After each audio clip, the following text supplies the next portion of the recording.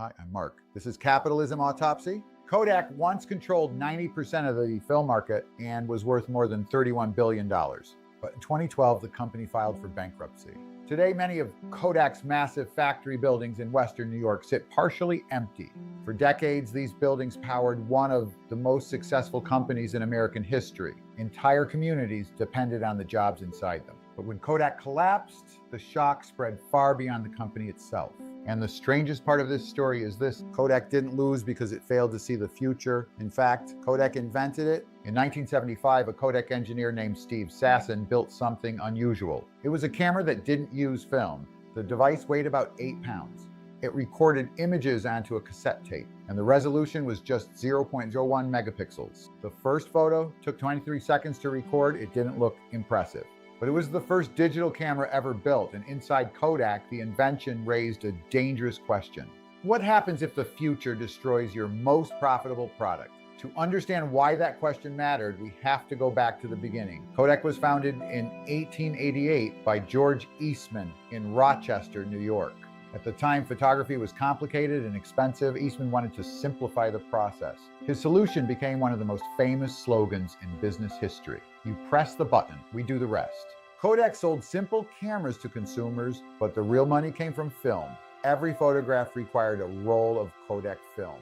And once the roll was full, it had to be developed. That meant customers kept coming back. This business model turned Kodak into a manufacturing giant. And over time, the company became the economic backbone of Western New York. At its peak, more than 60,000 employees worked for Kodak in the Rochester area. Nearby cities like Buffalo also benefited from the regional economic growth. For many families, Kodak jobs meant stability. Good wages, strong pensions, and long careers. Entire neighborhoods were built around the company. For decades, the system worked perfectly. Throughout most of the 20th century, Kodak dominated photography. By the 1970s, the company controlled around 90% of the film market in the United States. It also controlled roughly 85% of the camera market. If someone took a photograph anywhere in America, there was a good chance Kodak made the film inside the camera. Film was extremely profitable. Each photo created another sale, another roll, another trip to the photo lab. The company's success pushed its valuation above $31 billion.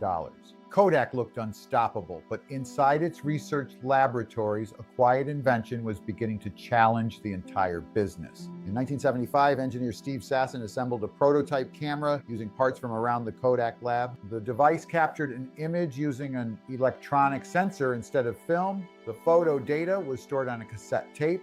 Then it could be displayed on a television screen. The image quality was extremely low, but the concept worked. Photography could exist without film. Kodak executives understood the implications immediately. If digital photography succeeded, the company's entire film business could disappear. And film was where Kodak made most of its money. So the company faced a difficult decision: embrace digital technology and risk destroying its own profits, or protect the film business for as long as possible. Kodak chose to move slowly. Kodak continued researching digital technology, but it treated the technology as something for the distant future.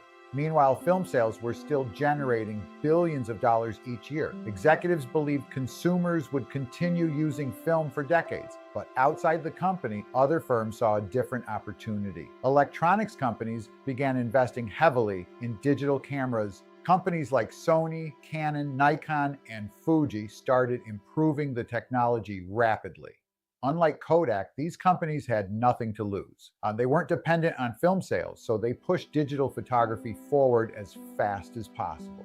And eventually the market began to change, but this is where things started to go wrong. During the 1990s and early 2000s, digital cameras improved dramatically. Image quality increased, prices dropped, consumers began switching away from film. At first, the shift was gradual, but soon it accelerated. Digital photography spread across the world, and Kodak's core business started collapsing. As film demand declined, Kodak's factories slowed down, production lines shut down, then layoffs began. Thousands of workers lost their jobs. For many employees, Kodak had been their entire career. Some families had worked for the company for generations.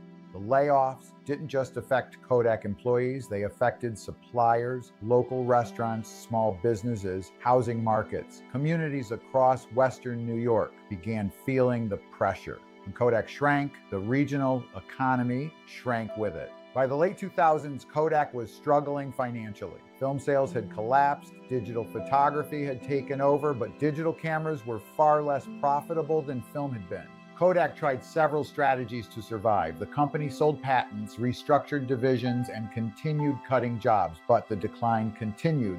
Then in 2012, Kodak filed for Chapter 11 bankruptcy protection. One of the most dominant companies in photography history had reached its breaking point, and the digital camera Kodak invented decades earlier had helped destroy the film empire that built the company. Kodak eventually emerged from bankruptcy as a much smaller company.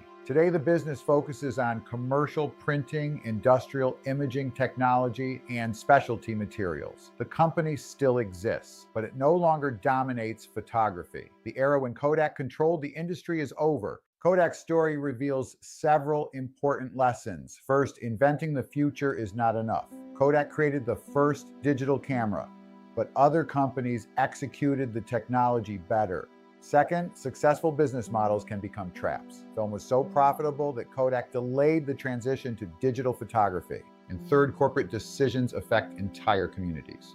When Kodak declined, thousands of workers and families across Western New York felt the consequences. Kodak didn't fail because it couldn't see the future. It failed because it couldn't abandon the past. If you want to learn more about business collapses and corporate strategy, subscribe to the channel. Thanks for watching. See you in the next video.